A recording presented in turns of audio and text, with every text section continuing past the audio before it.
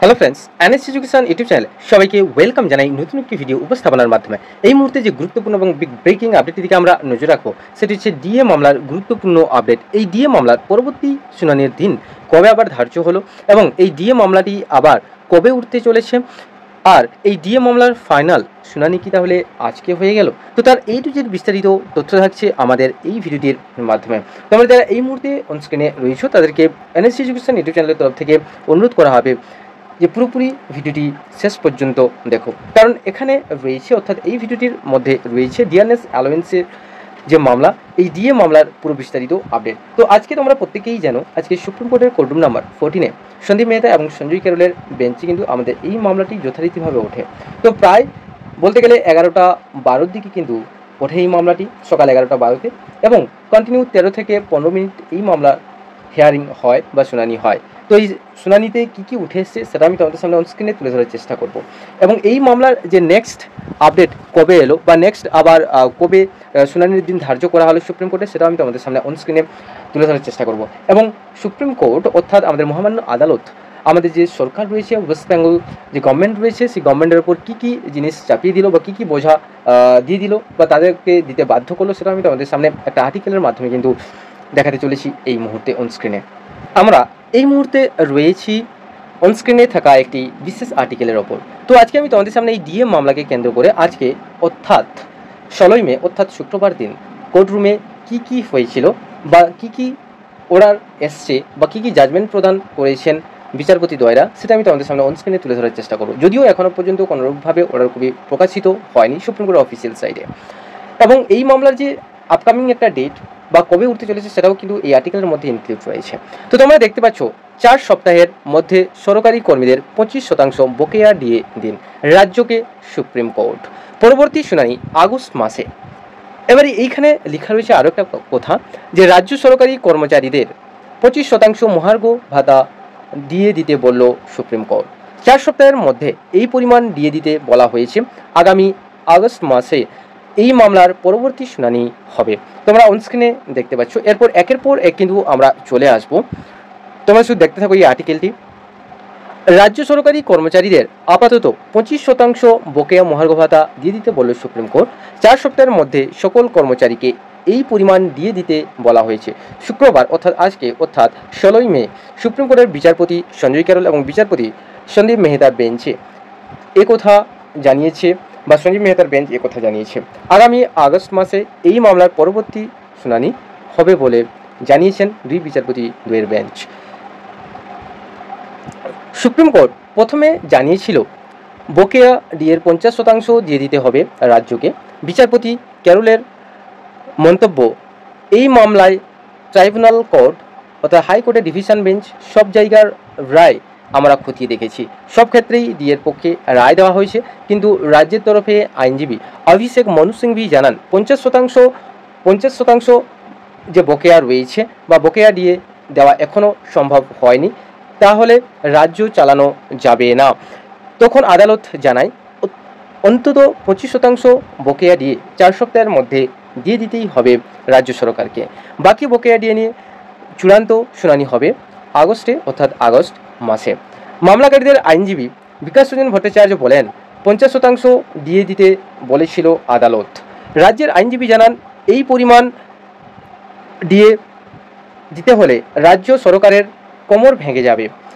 অনেক দিন আগেই অবশ্য এই সরকারের কোমর ভেঙে গিয়েছে।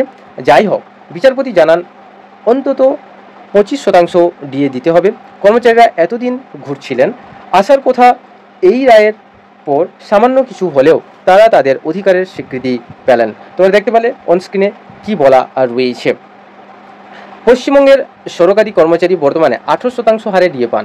কয়েক মাস আগে বাজেট বক্তৃতার সময়ে মুখ্যমন্ত্রী মমতা বন্দ্যোপাধ্যায় 4% ডিএ বৃদ্ধির কথা জানিয়েছিলেন।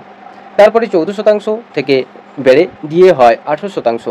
সেই বর্ধিত ডিএ কার্যকর হয় 1 এপ্রিল অর্থাৎ 1 এপ্রিল থেকে। যদিও কেন্দ্রীয় সরকারি কর্মচারীদের সঙ্গে এ রাজ্যের কর্মীদের মহার্ঘ ভাতার ফারাক এখনও 37% রয়েছে। কেন্দ্রীয় কর্মীরা 55% হারে ডিএ পান।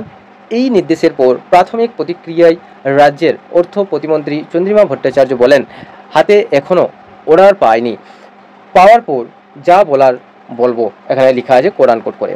সুপ্রিম কোর্টের শুক্রবারের নির্দেশে, অর্থাৎ আজকের যে নির্দেশ দেওয়া হয়েছে সুপ্রিম কোর্ট থেকে, সেই নির্দেশে খুশি রাজ্য সরকারি কর্মচারী সংগ্রামী যৌথ মঞ্চের আহ্বায়ক ভাস্কর ঘোষ বলেন, কর্মচারীদের যে মহার্ঘ ভাতা প্রাপ্য সেটা রাজ্য সরকার এতদিন অস্বীকার করেছিল। শীর্ষ আদালতের নির্দেশে এটা স্বীকৃতি পেল। এটা আমাদের প্রাপ্য। বিচার প্রক্রিয়া চলছে, আশা করি শেষ হলে পুরো বকেয়া দিয়ে পাবো। আর এক আন্দোলনকারী বলেন, আমাদের দাবি যে ঠিক ছিল এতদিনে তার মান্যতা আমরা কিন্তু পেলাম। সুপ্রিম কোর্ট জানিয়েছে, হাইকোর্ট বা অন্য কোনো পর্যবেক্ষণে কোনো ভুল নেই। আমরা যারা দীর্ঘদিন ধরে রাস্তায়, তারা কিছুটা হলেও স্বস্তি পেলাম, এখানে কিন্তু দেওয়া রয়েছে। এবারে কি বলা রয়েছে আরও, যে 2022 সালের এখানে দেওয়া রয়েছে যে 2022 সালের 28শে নভেম্বর রাজ্যের ডিএ মামলা প্রথমবার সুপ্রিম কোর্টে উঠেছিল। 2024 সালের 1 ডিসেম্বর অর্থাৎ 1 ডিসেম্বর পর থেকে বারবার এই সংক্রান্ত শুনানি পিছিয়ে গেছে। 18 বার শুনানি পিছিয়ে যাওয়ার পর অবশেষে শুক্রবার মামলাটি ওঠে শীর্ষ আদালতে, অর্থাৎ 19তম দিনে, অর্থাৎ 19 বার শুনানির টাইমে কিন্তু এই মামলাটির একটা নির্দিষ্ট একটা শুনানি দেয় শীর্ষ আদালত। আদালত জানায়, হাইকোর্টের পর্যবেক্ষণে কোনো ভুল নেই। রাজ্য সরকারি কর্মচারীদের যে পরিমাণ বকেয়া মহার্ঘ ভাতা রয়েছে তার মধ্যে আপাতত 25% দিয়ে দিতে হবে। পরবর্তী শুনানিতে বাকিটা দেখা যাবে বলে জানিয়েছেন বিচারপতি দয়রাম। এরপরে এখানে যেটা দেওয়া রয়েছে যে কেন্দ্রীয় হারে এবং বকেয়া ডিএর দাবিতে কলকাতা হাইকোর্টে মামলা করেছিলেন রাজ্য সরকারি কর্মচারীদের একাংশ। 2022 সালের 20 মে অর্থাৎ 20 মে হাইকোর্ট কেন্দ্রের সমতুল 31% হারে ডিএ দেওয়ার নির্দেশ দেয় রাজ্যকে, কিন্তু হাইকোর্টের ওই নির্দেশকে চ্যালেঞ্জ করে সুপ্রিম কোর্টে গিয়েছিল পশ্চিমবঙ্গ সরকার। আর সেই মামলাটি শুক্রবার অর্থাৎ আজকে 25% বকেয়া দিয়ে দেওয়ার কথা বা নির্দেশ দিল শীর্ষ আদালত। তাহলে আমাদের এই মামলাটি কিন্তু আবার উঠতে চলেছে সুপ্রিম কোর্টে আগস্ট মাসে। আর সুপ্রিম কোর্ট টোটালি রাজ্যকে অর্থাৎ দ্য স্টেট অফ ওয়েস্ট বেঙ্গলকে টোটাল 4 সপ্তাহের সময় দিয়েছে, এবং 4 সপ্তাহের সময়ের মধ্যে প্রত্যেক যে প্রার্থী রয়েছেন, প্রত্যেক যে কর্মচারী রয়েছেন ওয়েস্ট বেঙ্গলের, তাদের 25% করে যে বকেয়া ডিএ রয়েছে, টোটাল আমাদের ডিএ রয়েছে 17% দেওয়া হয়েছে।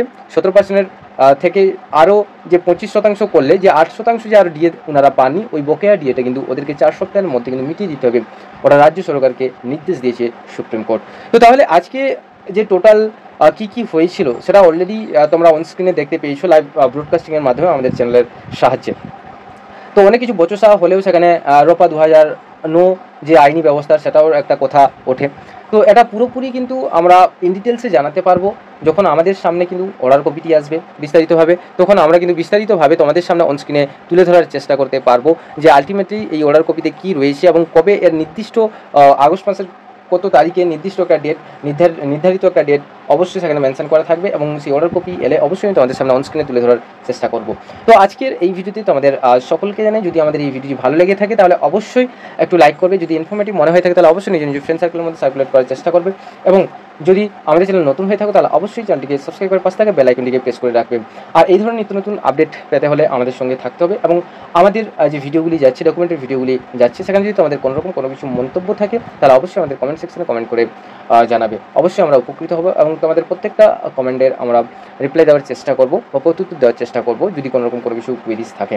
তাহলে আজকে এই পর্যন্ত। So thank you for watching and thank you for listening. Have a nice day. Tata, bye by.